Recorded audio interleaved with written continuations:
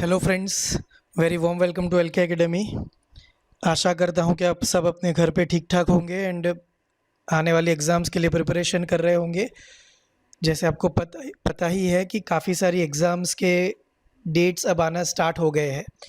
Even नए dates काफ़ी सारे एग्ज़ाम्स के लिए डिक्लेयर हो चुके हैं। सो आपकी प्रिपरेशन रुकनी नहीं चाहिए। इसी के साथ आज का हमारा लेक्चर स्टार्ट करेंगे and this is our current affairs lecture number 31 and will start our lecture with a quote. तो आज कोई कोट नहीं है, आज हम just we will focus on the word impossible. बरसों से हम सुनते आ रहे हैं कि इम्पॉसिबल वर्ड में ही there is I am possible, right. तो अगर आप सोच रहे हो कि मैं क्लास 1 या क्लास 2 या XYZ एग्ज़ाम नहीं पास कर सकता, so that is the wrong way of thinking. You can crack any of the examination. Underlined the word any. Okay, आप UPSC भी पास कर सकते हो, आप GPSC भी पास कर सकते हो, you can pass banking examination, SSC CGL भी पास कर सकते हो। उसके लिए करना क्या होगा? Preparation, preparation and preparation. Okay, smart work, hard work and perseverance is the key to success. चलिए, इसी के साथ आज का जो पहला टॉपिक है that is quite an easy topic, और वो है उड़ान डे, उड़ान दिवस। उड़ान क्या है? सेंट्रल गवर्नमेंट की एक स्कीम है जिसका पूरा नाम है उड़े देश का आम नागरिक। बैकग्राउंड अगर मैं आपको बता दूं तो क्यों उड़ान डे, उड़ान स्कीम चालू की गई थी। देखिए, आज से 5-6 साल पहले क्या होता था कि हवाई मुसाफरी अगर करनी है इंडिया में तो वो एक काफ़ी महंगी चीज़ मानी जाती थी। तो देश का जो मिडिल क्लास है या पुअर क्लास है उसको रेलवे से या रोड से ही मुसाफरी करना इकोनॉमिकल होता था, वो एयरप्लेन से मुसाफरी नहीं कर सकता था। तो लोकल एविएशन सेक्टर को बूस्ट देने के लिए, ताकि ज़्यादा से ज़्यादा मिडिल क्लास भी सस्ते दाम पर हवाई जहाज़ की ट्रैवल कर पाए, ये एम के साथ उड़ान स्कीम को शुरू किया गया। So recently the ministry of civil aviation has celebrated the Udan day on the 4th anniversary of the Udan scheme, that is Ude Desh Ka Aam Nagarik scheme. The government of India has acknowledged the contribution of this scheme and has identified 21st October as Udan Day, the day on which the scheme was documented first. Okay, so उसकी चौथी anniversary मनाई गई, 4 साल उसके पूरे हुए and ये काफ़ी सक्सेसफुल रही है। ओके, आजकल एयर ट्रैवल करना ये कोई बड़ी बात नहीं रही है, क्योंकि काफ़ी सारे जो टियर 2 टियर 3 के जो सिटीज़ है, छोटे मोटे जो शहर है, उनको मेट्रो सिटीज़ के साथ जोड़ा जा रहा है। मुंबई दिल्ली जाना काफ़ी सस्ता हो गया है। क्या है उड़ान स्कीम? मैं ऑलरेडी आपको बता चुका हूँ। उड़े देश का आम नागरिक was launched as a regional connectivity scheme under the ministry of civil aviation in 2016। तो 4 साल उसके पूरे हुए हैं। एम क्या था? To develop the regional aviation market, to provide affordable, economically viable and profitable air travel on regional routes to the common man even in small towns. It envisages providing connectivity to unserved and underserved airports of the country through the revival of existing airstrips and airports. तो काफ़ी सारे tier 2 tier 3 cities को, जैसे कि मैंने आपको बताया, metro cities के साथ जोड़ा गया है। Underserved airports are those which do not have more than 1 flight a day, while unserved airports are those where there are no flights.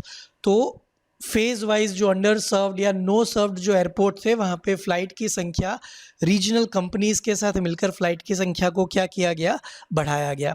The scheme is implemented by the airports authority of India and is operational for a period of 10 years. तो आने वाले 10 सालों में सरकार का, कि 2025-2026 तक सरकार का ये एम है कि जो रीजनल एयर ट्रैवल है वो काफ़ी बूस्टअप हो जाए। देखिए, इससे फ़ायदा क्या होगा? एक तो लोगों का समय बचेगा, दूसरा रेलवे पे जो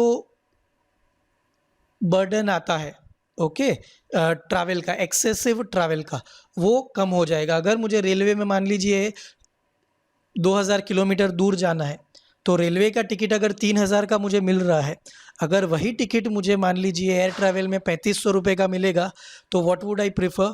कि एक तो 2 घंटे में पहुंच जाऊंगा 2000 किलोमीटर, और 500 रुपये ज़्यादा देके अगर मेरा इतना टाइम बच रहा है तो आई विल प्रिफर दैट। सो यही मेंटालिटी के साथ उड़ान स्कीम को स्टार्ट किया गया था। अचीवमेंट हाइलाइट्स गवर्नमेंट ने क्या दी?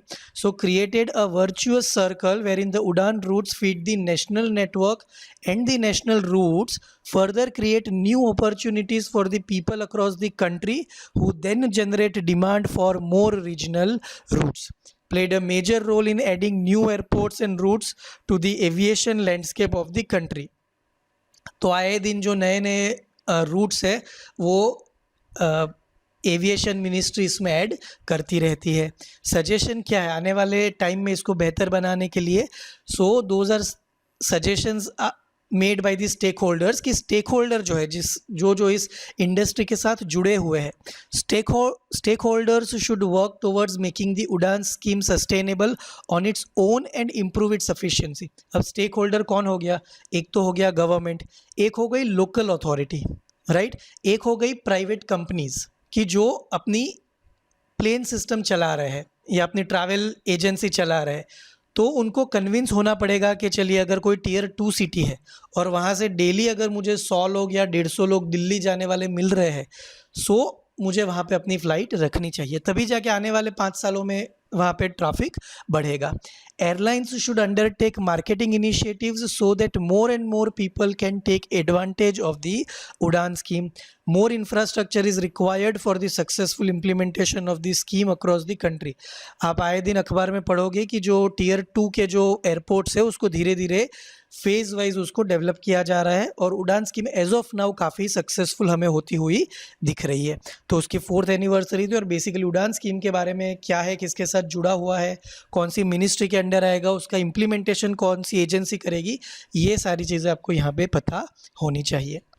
दी second topic is related to defence, जो कि है इंटीग्रेटेड थिएटर कमांड। अब देखिए यहाँ पे थिएटर का मतलब ड्रामा से नहीं है, इंग्लिश में थिएटर का और एक मतलब होता है कि जो एक्टिव वॉर जोन है, यहाँ जहाँ पे ऑनगोइंग मिलिट्री एक्सरसाइज या ऑनगोइंग मिलिट्री प्रैक्टिस चल रही हो, उसको भी थिएटर कहा जाएगा। सो इंटीग्रेटेड थिएटर कमांड एक नया आइडिया लाया गया है। जब हमने पिछले साल CDS के बारे में बात की थी कि एक CDS की नई पोस्ट बनाई गई और देश के प्रथम CDS बिपिन रावत को बनाया गया, सो उसी टाइम ये डिसाइड हो गया था कि इंडियन आर्मी, इंडियन नेवी और इंडियन एयरफोर्स और बाकी सारे जो भी डिफेंस के साथ जुड़े हुए सेक्टर है उनको धीरे धीरे मॉडर्नाइज करना है। हम अभी तक सालों पहले की जो टेक्नोलॉजी है उसको हमारे डिफेंस में यूज़ कर रहे हैं, तो अगर चाइना के साथ हमें लड़ना होगा तो वो नहीं चलेगा। तो धीरे धीरे समय के साथ उसको मॉडर्नाइज करना पड़ेगा, and this is one step closer to that goal.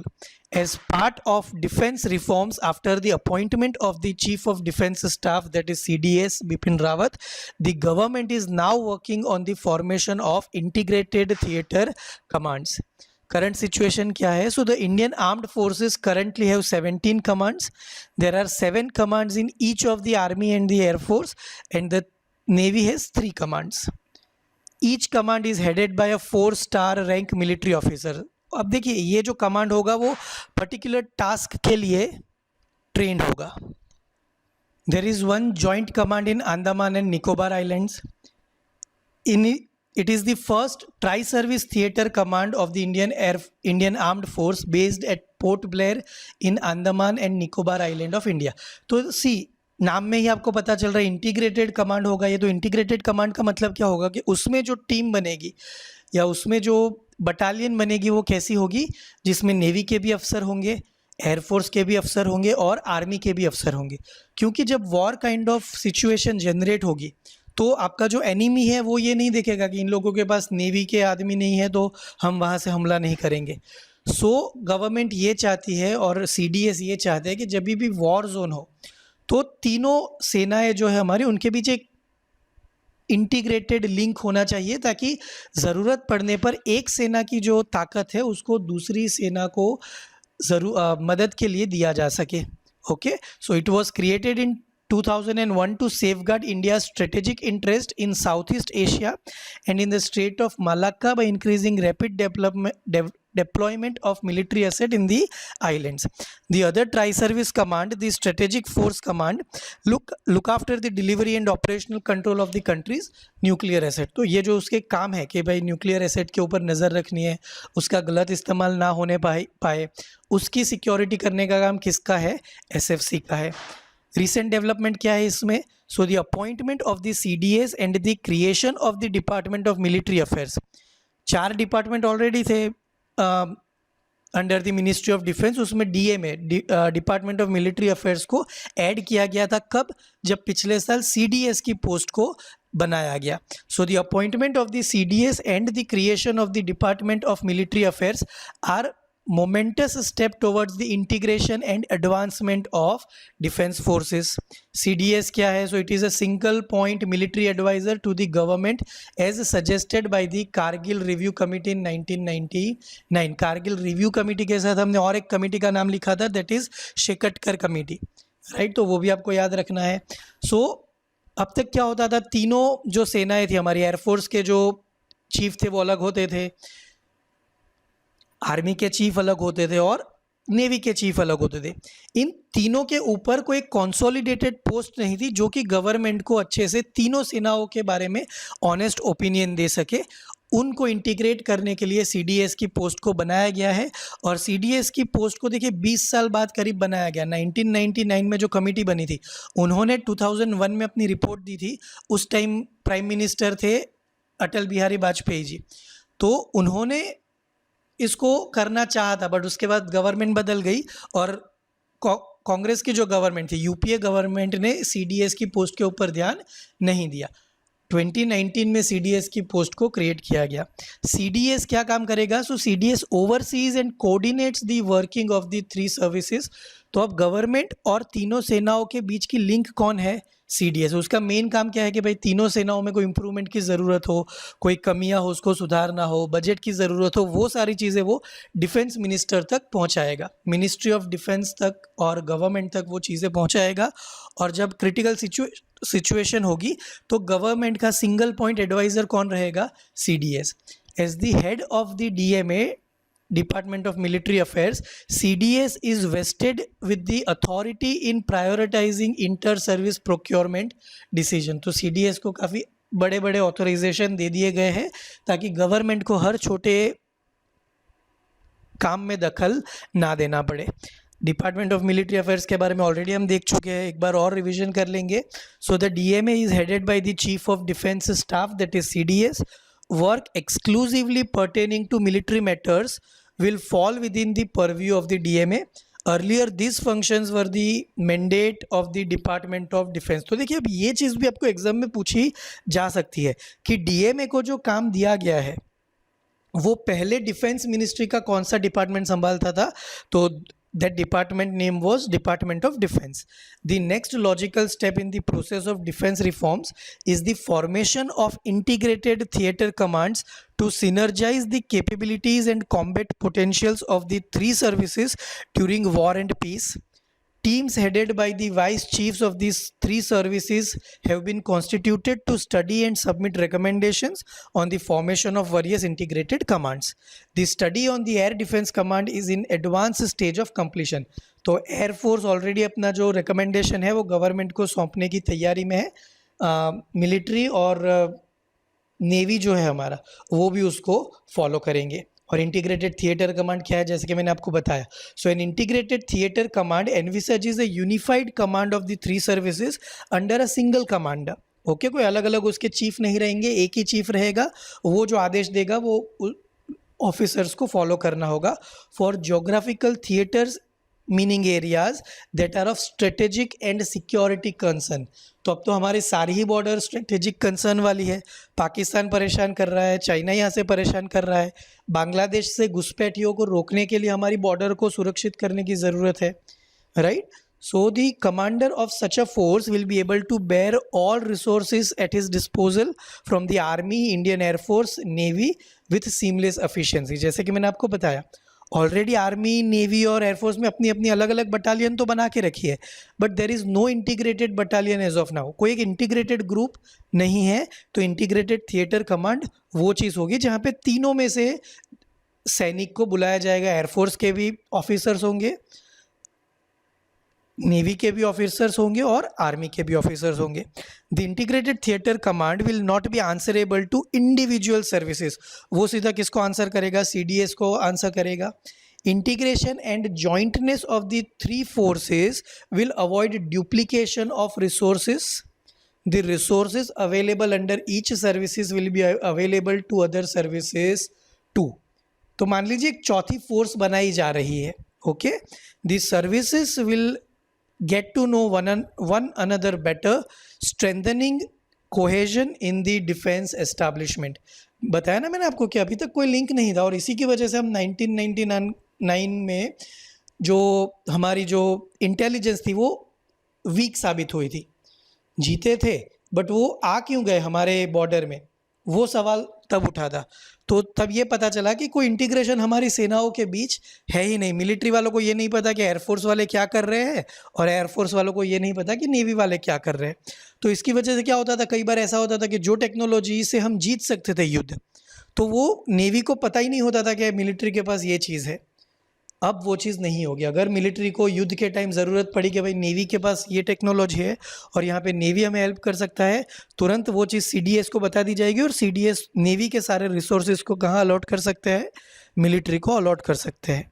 So the Shekatkar committee has recommended the creation of 3 integrated theatre commands, northern for the China border, western for the Pakistan border and southern for the maritime role. Okay, तो ये चीज़ मैं already आपको बता चुका हूँ। तो इसीलिए integrated theatre command को कॉन्स्टिट्यूट किया जाएगा। Next important topic is blue Dot network.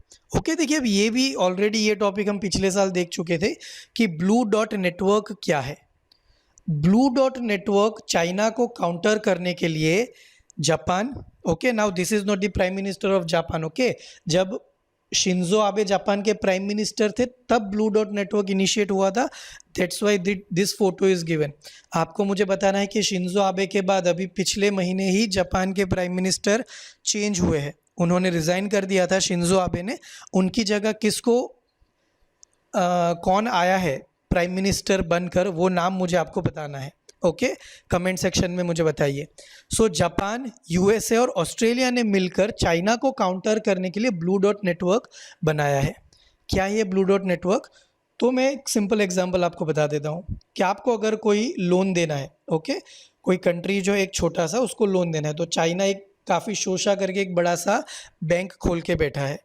अब चाइना क्या करेगा, उसको महंगे ब्याज दरों पे लोन देगा, राइट, क्योंकि चाइना की पॉलिसी ये है कि छोटे छोटे देशों में इन्वेस्ट करो, जब वो ब्याज दर ना भर पाए तो वो उनकी ज़मीन हथिया लो या वहाँ पे और इन्वेस्टमेंट कर लो, ताकि पूरा कंट्रोल अल्टीमेटली किसके पास आ जाए? चाइनीज़ गवर्नमेंट के पास आ जाए। अब यहाँ पे जब वो कंट्री चाइना से सारी इन्फॉर्मेशन लोन के लिए लेकर बाहर निकलता है, तो बाहर कौन खड़ा है?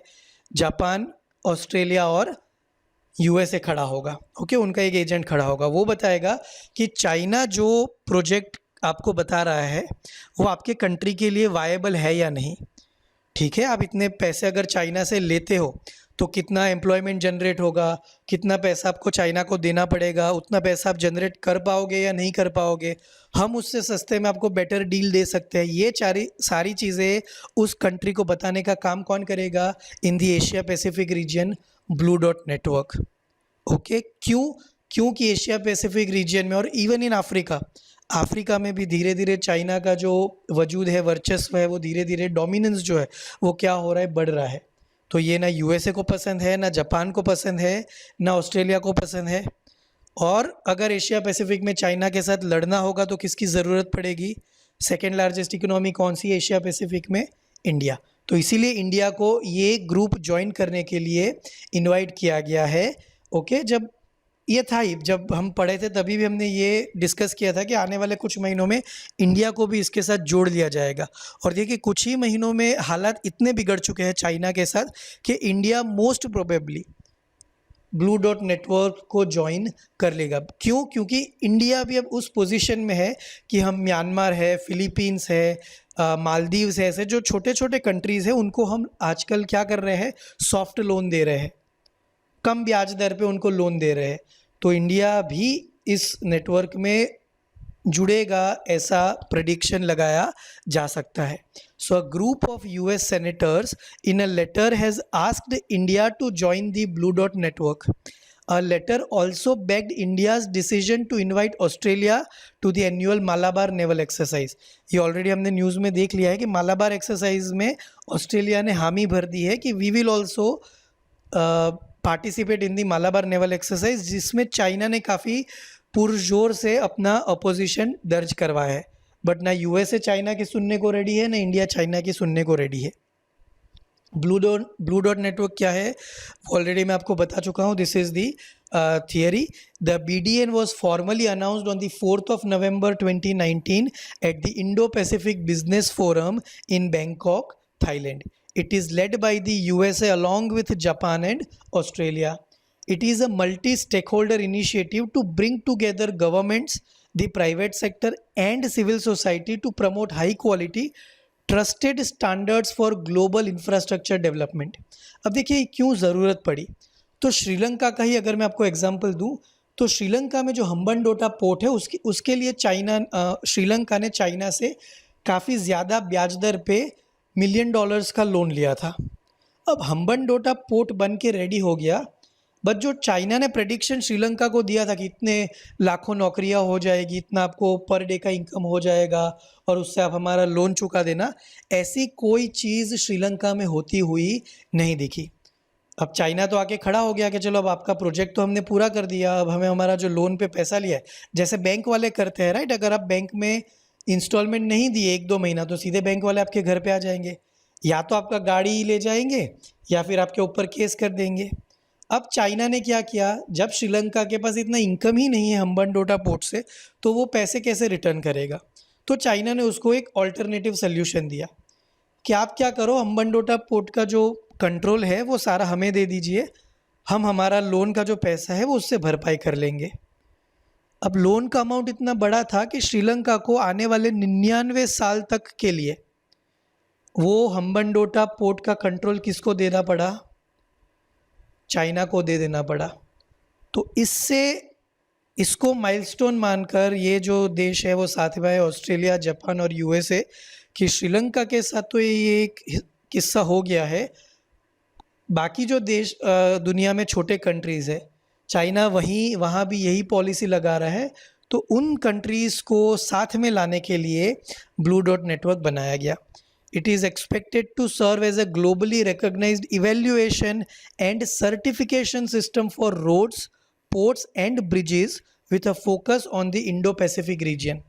तो जब चाइना लोन देने के लिए रेडी हो जाएगा, उसको ब्लू डॉट नेटवर्क के पास जाके कोई भी कंट्री रिवाइव करवा सकता है, इवेल्युएट करवा सकता है कि भाई ये चाइना जो बोल रहा है वो सही भी बोल रहा है या गलत बोल रहा है, राइट. और ये उसको फंड भी करेंगे.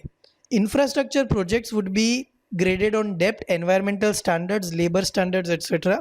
This system would apply to projects in any citizen-centric country where citizens would like to evaluate such projects. It is planned as a direct counter to China's Belt and Road Initiative. However, unlike the BRI, the BDN would not offer public funds or loans for the project. Blue dot certification BDN will serve as a, देखिए public funds नहीं देगा, but वो private sector को इसके साथ include कर देगा और प्राइवेट सेक्टर आपको वो फंड दे देगा जो चाइनीज़ गवर्नमेंट देती थी. वो प्राइवेट सेक्टर किसी भी कंपनी के साथ जुड़कर वो काम आप करवा सकते हो. ब्लू डॉट सर्टिफिकेशन क्या होगा, so BDN will serve as a globally recognised seal of approval for major infrastructure projects, letting people know that projects are sustainable and not exploitative. तो चाइना एक्सप्लॉयटेशन नहीं कर रहा है, उसका एक सर्टिफिकेट दे दिया जाएगा. अगर कर रहा होगा तो उनको समझाया जाएगा कि do not go with this project. आने वाले 10 सालों में या 15 सालों में आपके ज़मीन भी कौन हड़प लेगा, चाइना हड़प लेगा, क्योंकि अब जो लोन है उसके ऊपर जो इंटरेस्ट होगा वो आप चुका ही नहीं पाओगे. ये प्रोजेक्ट उतना वायबल ही नहीं है. तो उसकी वायबिलिटी कौन चेक करेगा, ब्लू डॉट नेटवर्क. तो जैसे कि मैंने आपको बताया कि it is predicted and it is almost decided कि इंडिया भी ब्लू डॉट नेटवर्क को ज्वाइन करेगा. देखिए ब्लू डॉट नेटवर्क को ज्वाइन करने से इंडिया का जो ग्लोबल पोजीशन है, ग्लोबल स्ट्रेंथ है, वो बढ़ेगी. और हमारी गवर्नमेंट यही चाहती है कि चाइना को काउंटर करने के लिए चाइना को ये लगना चाहिए कि इंडिया कैन फाइट अस, तो इंडिया को हम डरा नहीं सकते, ये जताने के लिए भी Indian government most probably blue Dot network को ज्वाइन करेगी। आने वाले कुछ दिनों में हमें इसके बारे में जो ऑफिशियल अपडेट है वो पता चल जाएगा। और जब मालाबार एक्सरसाइज क्या है, we already know, so it is an annual exercise between the navies of India, Japan and the USA. तो इस बार इंडिया ने ऑस्ट्रेलिया को भी इनवाइट किया था और ऑस्ट्रेलिया ने तुरंत ही विद इन फ्यू आवर्स उसको एक्सेप्ट भी कर लिया। Okay, and the USA held the alternately in Indian and Pacific Oceans. Australia's inclusion to Malabar followed the recent 2+2 ministerial meeting of the Quadrilateral Security Dialogue in Tokyo. तो Tokyo में decide हो गया था जब हमारे प्राइम डिफेंस मिनिस्टर वहाँ गए थे, उस टाइम पे ऑस्ट्रेलिया से भी डिफेंस मिनिस्टर आए थे और उसी टाइम पे ऑस्ट्रेलिया के डिफेंस मिनिस्टर ने हमारा जो इन्विटेशन था वो क्या कर लिया था, एक्सेप्ट कर लिया था। तो इस बार मालाबार एक्सरसाइज में ऑस्ट्रेलिया भी पार्टिसिपेट कर रहा है। ये चीज़ आपको एग्जाम में पूछी जा सकती है कि कौन सा नया देश मालाबार एक्सरसाइज में जुड़ा है। अब तक सिर्फ जापान, इंडिया और यूएसए पार्ट लेते थे, अब उसमें ऑस्ट्रेलिया भी जुड़ा है। नेक्स्ट, अगेन डीआरडीओ ने एक नया मिसाइल सक्सेसफुली टेस्ट किया है। देखिए पिछले 1-1.5 महीने में जितने भी लेक्चर हमने लिए उसमें अगर आपने देखा होगा कि एक टॉपिक तो हमारा मिसाइल से रिलेटेड था ही था। तो व्हाट आई वुड सजेस्ट कि एक ब्लैंक पेज पे एक पूरा टेबल बना लीजिए कि मिसाइल का नाम क्या है, मिसाइल का रेंज क्या है, टाइप मिसाइल का क्या है, सरफेस टू सरफेस या एयर टू सरफेस या एयर टू एयर, तो वो टाइप बना लीजिए। और उसका टेस्टिंग वेन्यू क्या था, उसको उड़ीसा के कोस्ट पे टेस्ट किया गया या उसको राजस्थान पोखरण में टेस्ट किया गया। ओके, बेसिकली 2 या 3 ही लोकेशन है जहाँ पे हम मिसाइल टेस्ट करते हैं। तो एक पूरा टेबल बना लीजिए, जो भी आपकी 7-8 मिसाइल है वो आपके आने वाले एग्जाम में कोई भी एक मिसाइल के बारे में स्पेसिफिकेशन आपको पूछा जा सकता है। और एक कॉलम स्पेसिफिकेशन के बारे में बना लीजिए कि इतने स्पीड पे वो ट्रैवल कर सकता है, इतने रेंज के लिए वो जाएगा। ओके, और मोस्ट प्रोबेबली जो सारी मिसाइल होगी, सारी ही मिसाइल भारत में बनी है, जिसको डेवलप किसने किया है, डीआरडीओ ने। Okay, so recently the final user trial of 3rd generation anti-tank guided missile that is known as ATGM Nag missile, okay, उसका popular name क्या है, नाग missile, was carried out successfully from Pokhran range in Thar desert Rajasthan. तो देखिए इसको Pokhran range Thar मतलब पोखरण में इसको test fire किया गया है। डेवलप्ड बाय, जैसे कि मैंने आपको बताया, DRDO, defence research and development organisation. Features क्या है, the Nag missile has been developed to strike and neutralise highly fortified enemy tanks. So enemy tanks को न्यूट्रलाइज कर सकता है। It also has night strike capabilities. तो अगर विजन नहीं भी होगा, क्लियर विजन, बट अगर है कि यहाँ पे कोई टैंक है तो ये सीधा वो उस टैंक को उड़ा सकता है, तो रात में भी ये ठीक से काम करेगा। ATGMs are missile systems that can strike and neutralize armored vehicle such as tanks. It has a minimum range of 500 meters and maximum range of 4 kilometers. तो देखिए इसका रेंज क्या हो गया, 500 meters to 4 kilometers. As a 3rd generation fire and forget category system, NAG uses an imaging infrared seeker to lock on to the target before launch. In the top attack mode, the missile is required to climb sharply after launch and travel at a certain altitude that plunge on top of the target. तो वो सीधा एक जगह से उसको एक altitude पे launch करना है और वो सीधा जाके कहाँ पे गिरेगा, 4 किलोमीटर तक की रेंज में अगर आपका एनिमी का कोई भी टैंक या कोई भी आर्मर्ड व्हीकल आ जाता है तो सीधा इसके ऊपर जाकर ये गिर सकता है और उसको ख़त्म कर सकता है। In the direct attack mode, the missile travels at a lower altitude, directly striking the target. तो देखिए दोनों altitude पे काम करेगा। ओके, पूरा स्फेरिकल शेप में भी ये जा सकता है, थोड़ा हायर ऑल्टीट्यूड पे, और लोअर ऑल्टीट्यूड पे भी ये ट्रैवल कर सकता है। It has a capability to defeat main battle tanks equipped with composite and reactive armour.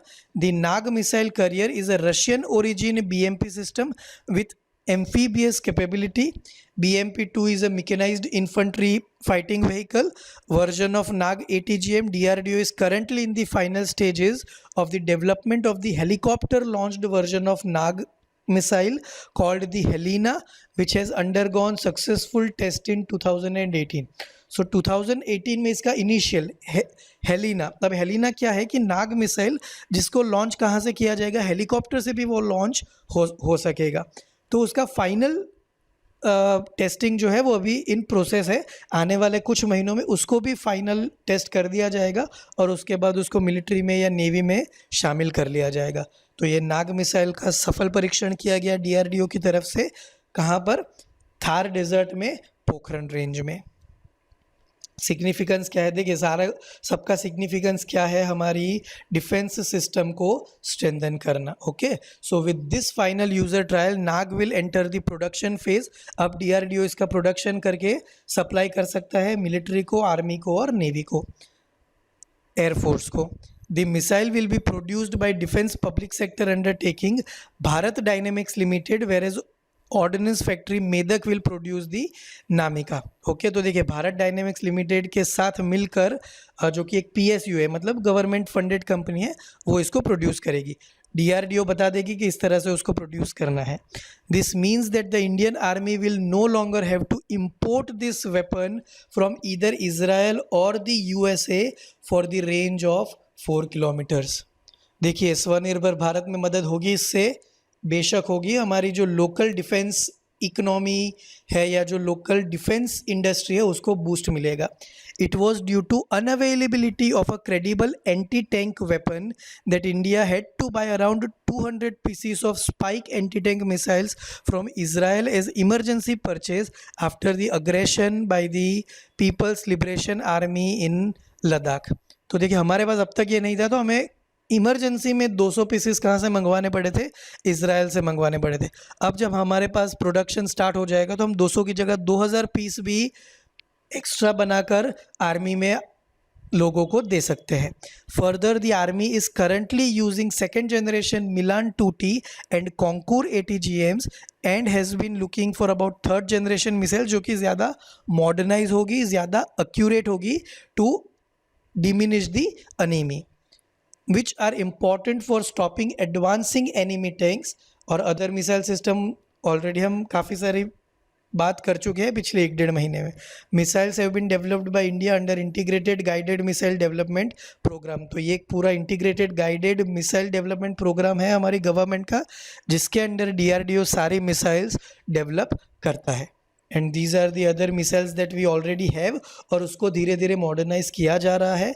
Okay, so those 5 missiles are known as Patna, Prithvi, Agni, Trishul, Nag and आकाश। देखिए आकाश जो है that is surface to air missile, मतलब ज़मीन से उसको लॉन्च किया जाएगा और आकाश में अगर कोई एनिमी सब्सटेंस होगा तो उसको ख़त्म किया जाएगा।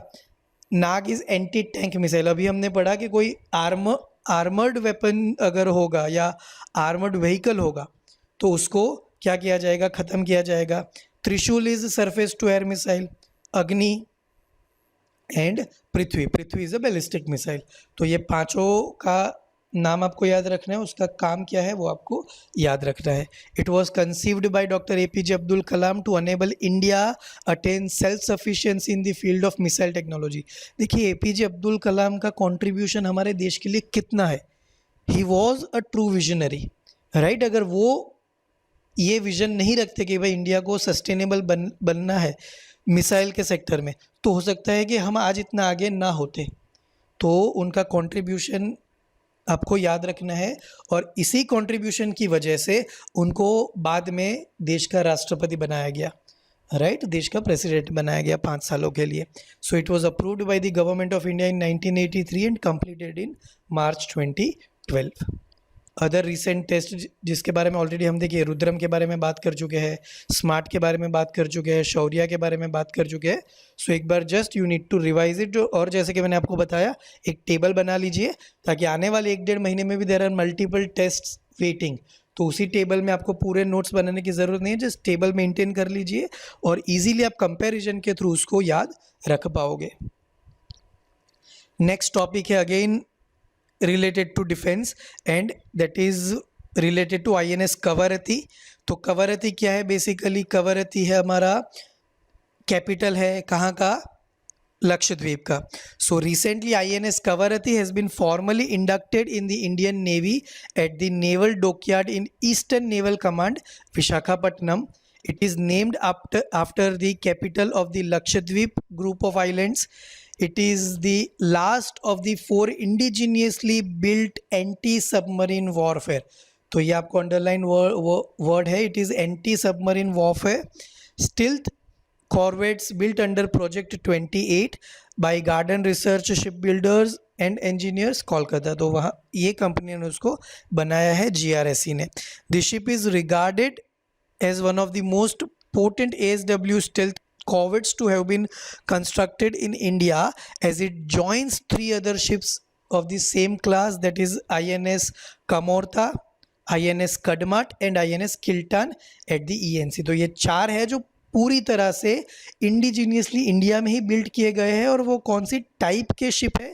2000 एंटी सबमरीन वॉरफेयर। तो आपको चारों के नाम याद रखने हैं। एक है INS Kavaratti, second is INS Kamorta, INS Kadmatt and INS Kiltan. तो 4 जो इंडिजीनियसली बिल्ट शिप है उसको आपको याद रखना है।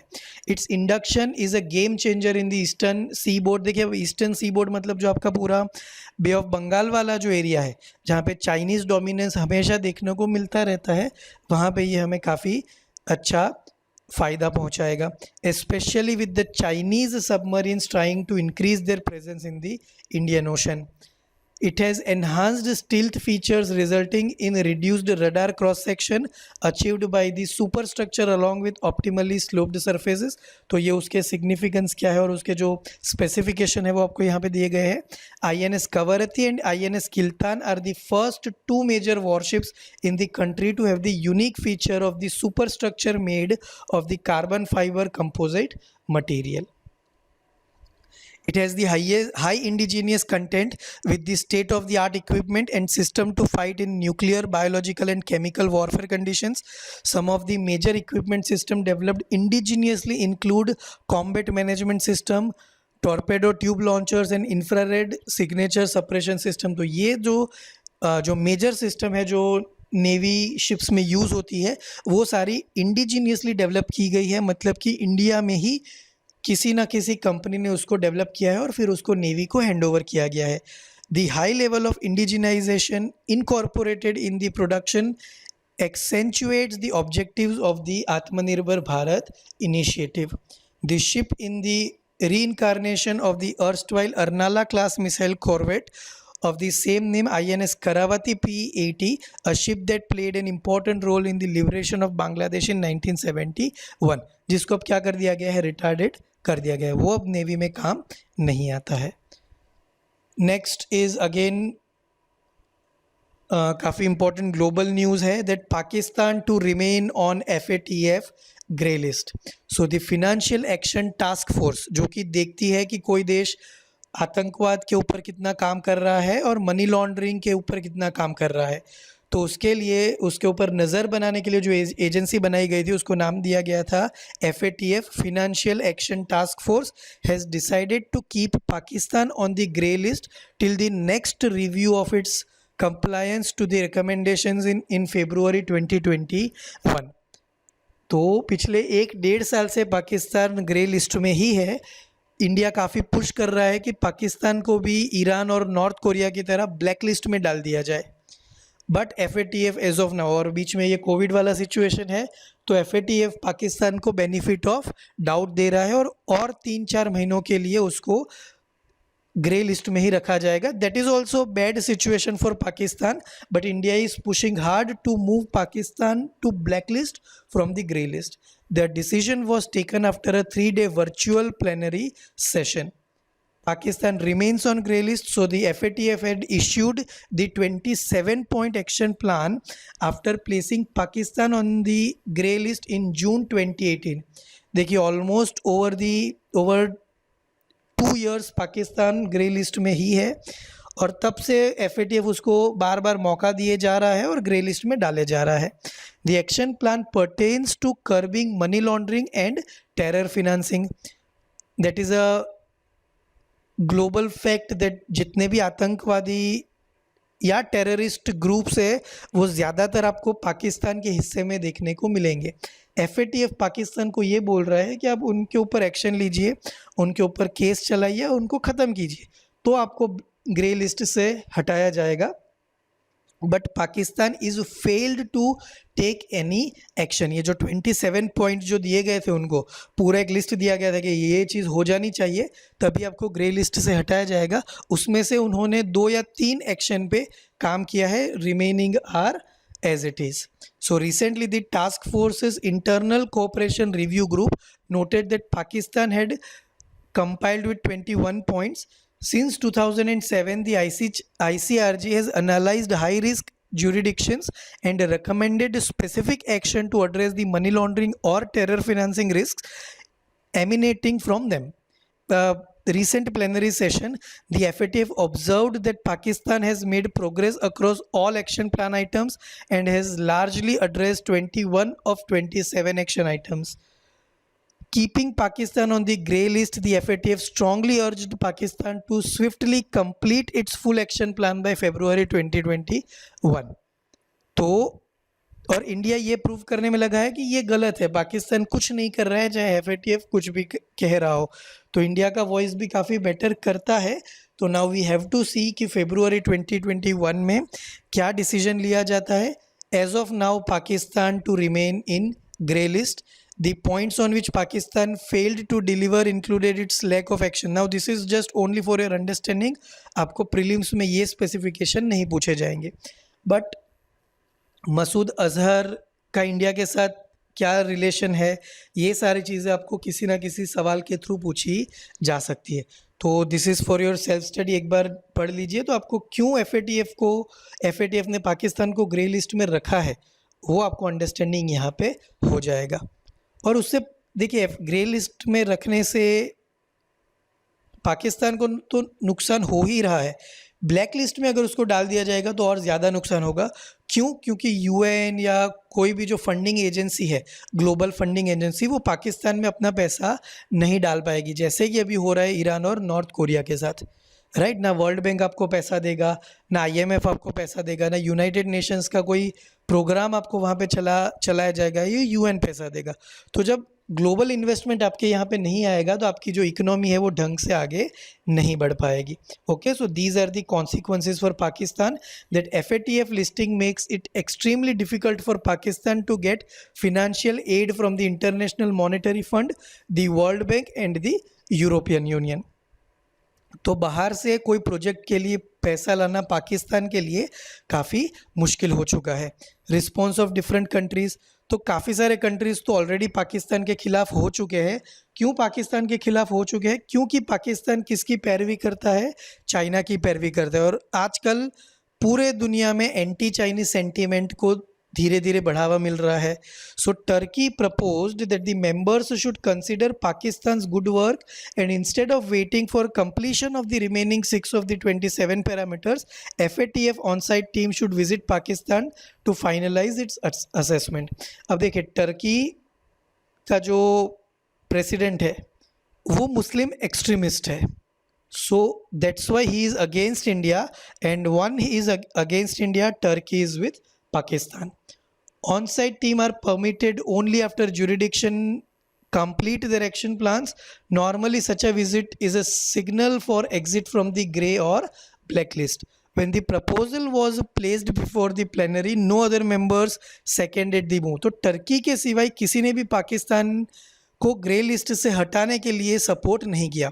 It was not supported by even China, Malaysia and Saudi Arabia. अब देखिए, चाइना और मलेशिया भी पाकिस्तान के दोस्त माने जाते हैं, बट उन्होंने भी टर्की के ये जो प्रपोजल था उसको सपोर्ट नहीं किया। इंडिया स्टैंड, तो जैसे कि मैंने आपको बताया कि इंडिया तो ट्राई कर रहा है कि पाकिस्तान को कहाँ डाल दिया जाए, ब्लैक लिस्ट में डाल दिया जाए।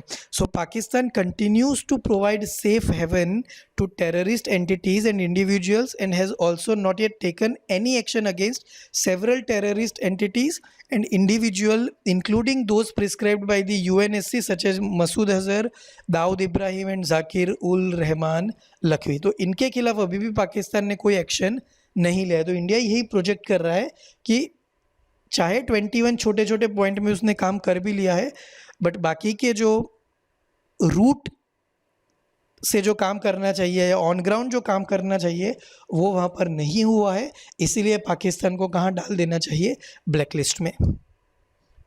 And these are the details about Financial action task Force. काफ़ी बार अलग अलग टॉपिक से रिलेटेड हम इसके बारे में बात कर चुके हैं। जो नए स्टूडेंट है, just go through this, all your details are in this. तो ये सारी एजेंसीज के लिए आई वुड रिकमेंड कि एक अलग नोट बना लीजिए और उसमें सारी एजेंसी, ताकि आप बार बार इजीली उसको रिवाइज कर सको। और अगर कोई एक देश ऐड होता है या कोई रिमूव होता है, so you should just make the corrections accordingly. Next एक छोटा सा टॉपिक है, that is multi modal logistic park in Assam. So the union minister for road transport and highways has laid the foundation stone for the country's first multi modal logistic park at Jogighopa in Assam. तो देखिए, north east में देश का पहला सबसे बड़ा multi modal logistic park बनेगा। क्या है ये? सो डेवलप्ड अंडर द भारतमाला परियोजना of the government of India. Bharatmala क्या है? सारे हाईवेज को कनेक्ट किया जाएगा। Okay, Bharatmala Pariyojana is an umbrella programme for the highway sector envisaged by the ministry of road transport and highways in order to reduce congestion on proposed economic corridors, enhance logistic efficiency and reduce logistic cost of freight movements. 35 locations have been identified for development of multi-modal logistic parks. तो पूरे देश में ऐसी 35 जगहों को चुना गया है जहाँ पे बड़े बड़े मल्टी मॉडल लॉजिस्टिक पार्क्स बनेंगे, ताकि जो किराया है वो धीरे धीरे कम किया जा सके। और इसमें से 35 में से पहला कहाँ बनेगा? असम के जोगीघोपा में।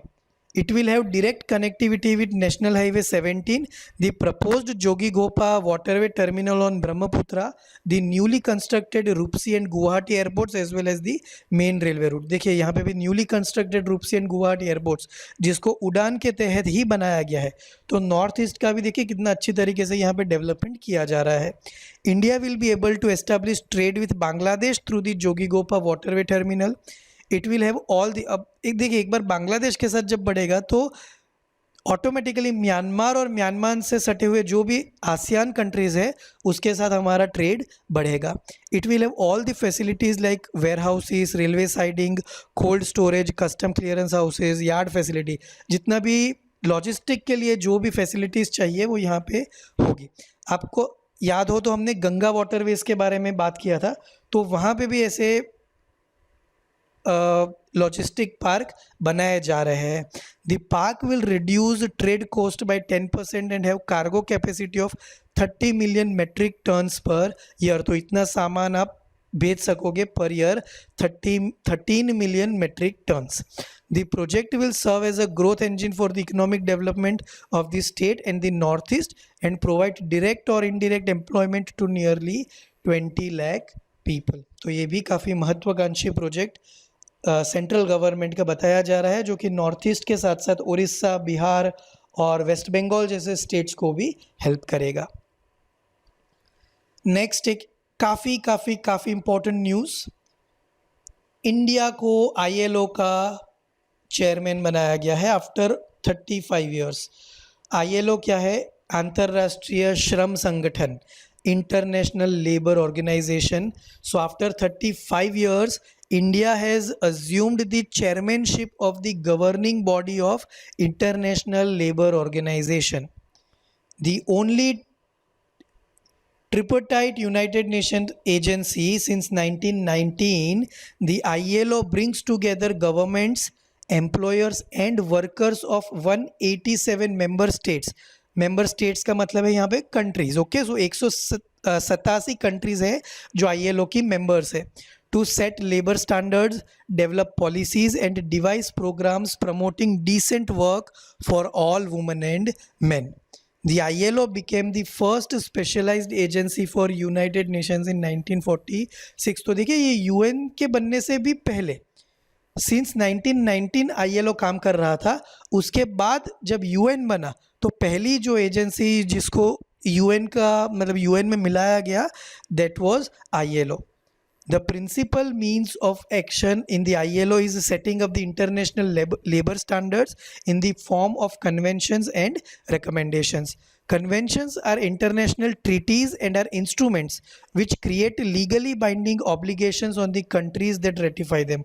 तो अगर मान लीजिए कि इंडिया ने कोई एक ILO की ट्रीटी पे साइन किया है, तो इंडियन गवर्नमेंट का ये ऑब्लिगेशन है to the ILO and to the United Nations कि जो भी लेबर से रिलेटेड पॉलिसी बनेगी वो उस ट्रीटी को रेटिफाई करे या वो उस ट्रीटी के बेस पे वो लॉ इंडिया में बनाया जाए.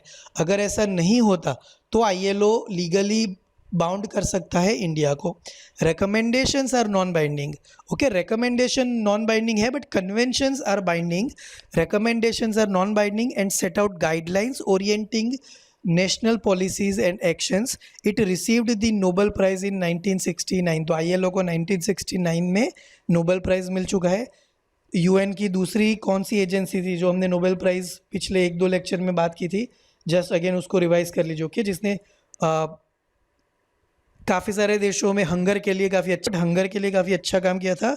2020 का peace prize, Nobel peace prize उस संस्था को दिया गया है, which is also an agency of United Nations. It releases the annual world employment and social outlook trends report. तो ये है ILO, जिसकी 35 साल बाद चेयरमैनशिप किसको मिली है?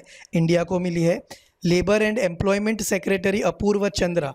तो अपूर्व चंद्रा इंडिया को रिप्रेजेंट करेंगे वहाँ पर. Apurva Chandra has been elected as the chairperson of the governing body of the ILO for the period October 2020 to June 2021.